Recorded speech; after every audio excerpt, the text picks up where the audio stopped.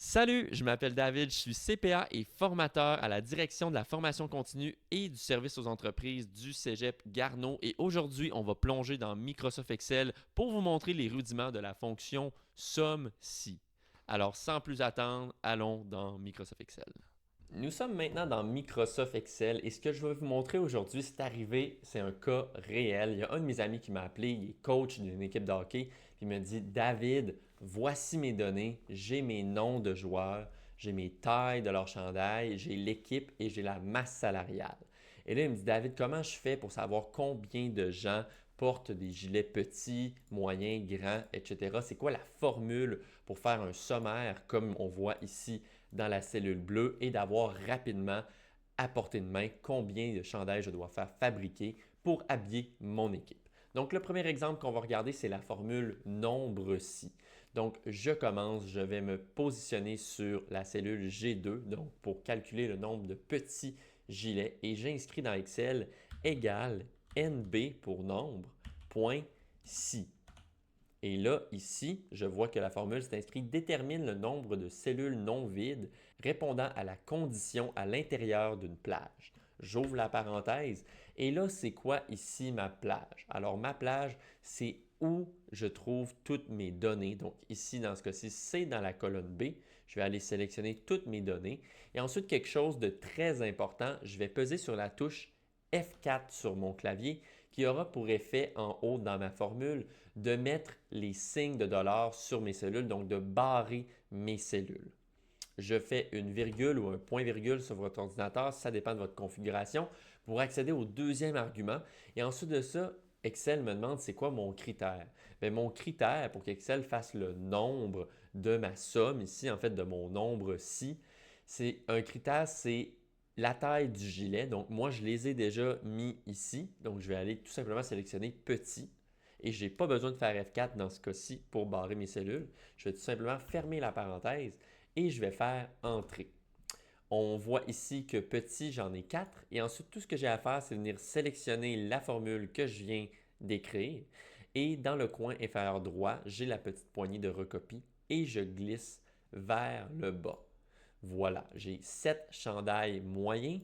Et si je vais ici dans mes données, je vais me faire un petit filtre très rapidement dans Accueil et ensuite dans Trier et filtrer en haut pour aller valider si Excel a bien compté. Hein? Excel fait souvent des erreurs, c'est bien connu. Évidemment, c'est des blagues, tout est automatisé. Je viens sélectionner ici sur ma taille de chandail M pour moyen.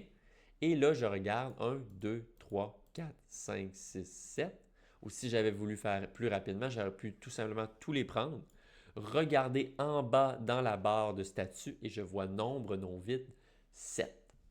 J'enlève mon filtre et voilà, j'ai mon sommaire de gilets. Je dois commander 4 gilets petits, 7 moyens, 6 grands et 2 très grands. On va faire une autre formule qui est très similaire. Alors, si on avait, exemple, une masse salariale, donc j'ai deux équipes ici, l'équipe des Dragons et l'équipe des Tortues. Et c'est à ce moment-ci que l'histoire est inventée. Avant ça, c'était tout vrai. Alors, on a une masse salariale qu'on ne doit pas dépasser. Je suis dans le sommaire, la cellule rose ici. Donc, je vais aller me positionner sur la cellule J2 et je vais écrire égale somme, point si. Et là, c'est un petit peu le même principe. Excel me demande dans quelle plage se trouve ton critère. Alors, mon critère, c'est le nom de mon équipe, soit les dragons ou les tortues. Donc, je viens sélectionner cette colonne-ci.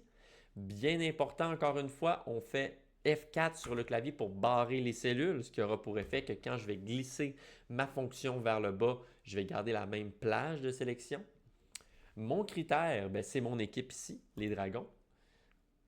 Je change au troisième argument, la somme de ma plage.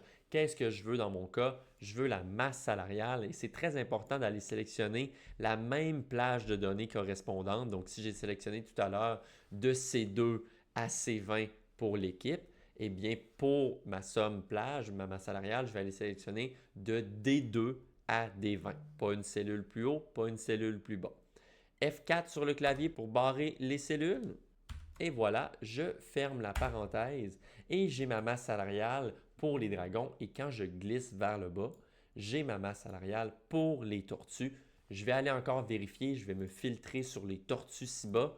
J'avais 25 939, je prends les tortues. Je vais sélectionner mes deux items ici et voilà, 25 939. J'ai utilisé les formules somme-ci et nombre-ci.